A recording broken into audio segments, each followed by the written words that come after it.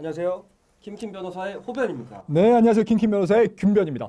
그 많은 국민들의 공분을 사고 마음을 아프게 했던 파렴치한 성범죄 사건을 일으킨 정준영, 최정훈 사건 기억나시죠? 이제 얼마 전에 선고가 났는데 버닝썬 몰카범들. 그렇죠. 이제 버닝썬 사건으로 이제 발단이 돼서 일어난 수사가 이 유명 연예인의 숨겨져 있던 성범죄에 대해서 수사기에 인지를 하고 처벌이 내려진 사건인데 이에 못지않은 사건이 인터넷 발생했죠. 방송계의 한 BJ한테도 네, 일어났습니다. 그 윤재경 윤재경. 이라는 BJ 윤재경으로도 활동하고 있고 유튜브도 활동을 했는데 몰래카메라 소위 말하는 네, 몰카 몰카. 촬영 및 중간간 혐의로 구속이 됐죠. 지난 19일 날 윤재경이 2017년부터 2019년 8월까지 불법으로 공중 화장실에서 몰래 촬영을 하거나 심지어 뭐 성관계를 하는 동영상을 또 몰래 촬영을 하거나 한 혐의로 입건이 돼가지고 조사를 받고 있었는데 그러다가 정말 정신을 못 차리고 있는 여성을 중간간한 혐의까지 적용이 돼가지고 지난 19일에 이제 구속이 됐습니다. 구속이 되기 전에 네. 자기 개인 방송에 뭐 금방 이제 돌아오겠다라고 하는 또 뻔뻔한 모습까지 보여줬어요. 그리고 방송을 하면서 계속해서 이야기를 했다는데 뭐 우연히 지나가는 여성이 자신의 휴대폰을 찍혀가지고 그래가지고 조사를 받고 왔다라고 그때도 발뺌을 했었고 그다음 마치 이제 구속되기 3일 전에는 구속을 예감이라도 했듯이 뻔뻔하게 본인이 곧 돌아오겠다라고 이야기를 하고 일단 유튜브 계정 닫은 상태에서 장렬하게 구속됐습니다. 그 사실 이 카메라 등 이용 촬영죄 소위 우리가 불법 촬영이라고 하는데 몰카 범죄에 대한 처벌 수위가 사실은 좀 낮습니다. 그 법적 매우 수위에 낮죠. 비해서 일반적으로 성범죄 자체가 초범이고 카메라 이용 촬영 그 건수 자체가 아니 많지 않다면 그냥 벌금 정도로 그냥 마무리가 되는 경우가 많은데 태반이죠. 전 이 사건을 좀 다르게 봅니다. 수백 건의 영상이 수백 건이 촬영이 됐고 또 이 사건을 일단 구속을 시켰다는 게 일반 카메라 이용 촬영죄에 있어서 구속이 거의 대부분 되고 시작하는 건 아니에요. 거의 구속은 안 되죠. 사실 거의 구속 안 되죠. 이 사건이 이례적으로 워낙 많았고 그리고 뭐 본인이 찍었다는 게 명백히 입증이 됐으니까 지금 수사기관이 인지하지 못했고 처벌받지 않는 건 프로도 또 몇백 건의 피해가 예상되는 사건이고 그렇죠. 이 사건의 또 핵심은 또 하나 있지 않습니까? 그렇죠. 뭐죠? 중간간이죠. 중간간이죠. 이게 정말 휴대폰 포렌식을 통해서 보통 이렇게 몰카 범죄가 발생을 하면은 피의자의 휴대폰을 가지고 가서 쫙 데이터를 뽑습니다. 다 나오진 않아요. 다 나오진 않는데 생각보다 많은 부분이 발견이 됩니다. 거기서 이제 굉장한 게 나오는 거죠. 정말 의식이 없는 여자분을 가늠하는 행위. 그게 바로 중간간이거든요.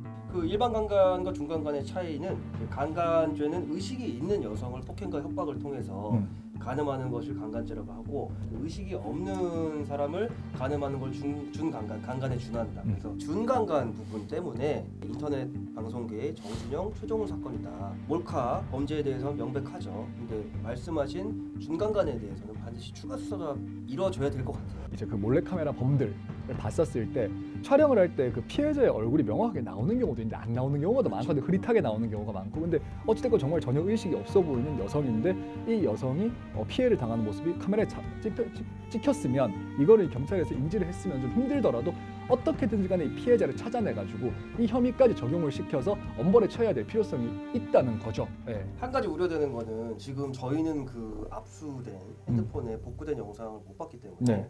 그 피해 여성분의 외모를 얼굴이 누군지 특정할 수 있는지도 판단이 저희가 할 수가 없고 또 얼굴이 특정된다 그래도 얼굴만으로 이 사람이 이름이 무엇인지 연락처가 무엇인지 찾기가 쉽지 않죠. 경찰은 찾을 수가 없잖아요. 그래서 사실은 이 윤재경이란 사람이 자백을 해야만 되는데 이 사람이 얼마나 파렴치한 사람인지 모르기 때문에 양심이 일말의 양심도 없으면 모르쇠를 버틸 수도 있을까? 난 그게 걱정이에요. 그러니까 3일 전에 사실 뭐 어떤 개인적 사정으로 좀 쉬다 오겠다라고 뻔뻔하게 영상을 올린 거 봤었을 때 이 사람은 부인할 가능성이 굉장히 커 보여요. 제가 봤었을 때 중간간을 당한 피해자가 한 가지 희망을 걸 것은 무엇이냐면은 중간간을 당한 피해자는 분명히 다음 날에 이 부분에 대해 가지고 본인이 원치 않는 성관계가 있었는데 본인이 술에 취했던 걸 자책하면서 그 사건 자체가 있었다는 거는 아마 본인은 알 거예요. 그래서 혹시나 그런 피해를 입으신 분이 있다고 하면은 그렇다면 수사기관에 제보를 좀 힘드시겠지만 나중에 세월이 지나고 후회를 안 하시려면은 미리 제보를 하셔서 수사기관에 특정을 하지 못하는 부분을 피해자가 스스로 나서셔가지고 사실 지금 이 몰래카메라 범죄만 가지고는 수백 건이 나와도 보통은 형량이 1년 6개월도 넘기 힘들잖아요. 사실. 근데 이게 네. 실형은 나오더라도 네. 이 중간간 이 사건에서 네. 중간간이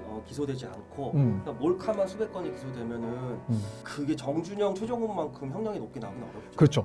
혹시나 거기 영상이 남아있게 되면은 진술과 정말 그 영상 가지고 윤재경을 가중 처벌을 할 수 있는 부분이다 보니까 피해자분들이 여러분이라면 용기를 내셔가지고 뭐 수사기관에다가 신고를 하시게 되면 수사기관에 수사를 하기가 훨씬 더 편하다는 거죠. 그렇기 때문에 피해자분들께서는 좀 용기를 내셔가지고 그렇게 해주셨으면 좋겠습니다. 굉장히 수사에 도움이 되겠죠. 이 윤재경이라는 사람으로 인해서 굉장히 많은 행복과 즐거움을 얻었던 굉장히 많은 분들이 있거든요. 그렇죠. 그 점이 너무 마음 아프고 괘씸해요, 사실. 그렇죠. 그 사람이 타는 그 화려한 차, 화려한 그렇죠. 생활 다 시청자들이 만들어 주신 건데. 사랑으로 진짜 사랑이 또 경제적인 뭐 이득으로 그 사람한테 돌아가서 이렇게 그런 생활을 누릴 수 있던 거고 또 많은 또 청소년들이 그 사람을 보면서 그 사람이 이런 범죄에 연루되지 않은 이상 그 사람이 일상적으로 했던 방송을 보면서 나중에 뭐 크리에이터라든가 개인 방송에 꿈을 꾸는 많은 청소년들이 있었을 거예요. 근데 그 청소년들의 정말 꿈을 처참히 짓밟고 그동안 그 시청자들이 베풀었던 호의를 철저히 무시하는 정말 이 피해자들한테 피해를 가한 것뿐만 아니라 하는 그 사랑을 줬던 시청자들의 마음을 기만하고 정말 파렴치한이 아닌가.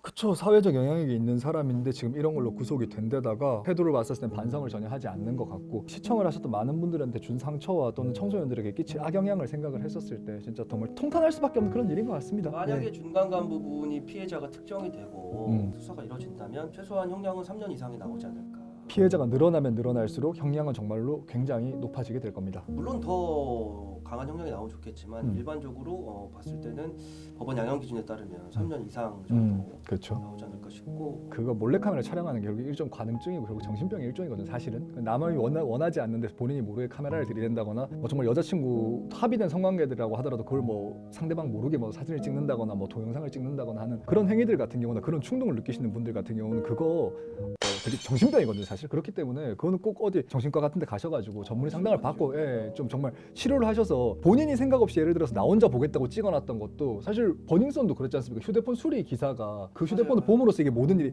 만약에 혹시나 본인이 몰래 찍어놨던 영상이 본인도 모르는 사이에 유출이 될 수도 있는 거고 그렇기 때문에 몰래 찍는 행위도 잘못된 거지만 그런 걸 보관을 해서 나중에 어떤 정말 문제가 발생을 했었을 때 2차 피해, 3차 피해, 4차 피해 평생 그 피해자는 자신의 사진이나 영상이 인터넷에 어떤 공간으로 돌아다니는지를 불안해하면 살아가야 된단 말이에요. 그렇기 때문에 가까운 정신과라던가 성폭력 상담 센터 같은 데서 상담을 받으셔가지고 개선을 하실 수 있으면 좋겠습니다. 그 혼자만의 힘으로 잘못된 습성이 개선되기 어렵기 때문에 보통 성범죄 판결이 날 때 재발 방지 프로그램 이수를 그죠.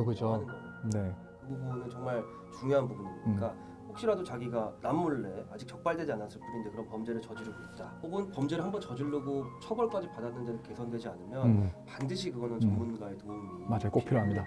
아무튼 뭐또 씁쓸한 사건 전해드리게 됐는데 합당한 처벌 만큼 합당한 처벌 내려지기를 바라겠습니다. 뭐 다음 시간에 다시 또 돌아오겠습니다. 네, 좋은 소식을 갖고 좀 돌아가 보도록 하겠습니다. 네. 감사합니다. 네, 감사합니다. Rent a car you can't afford. Put on a song that we both know. Let your hair out in the wind. Put the pedal to the floor. Flame your lighter, take a smoke. Put your broken rip off. Wayfarers on. Doesn't matter if the sun goes down. We'll still be up, still be up. Don't care about the place we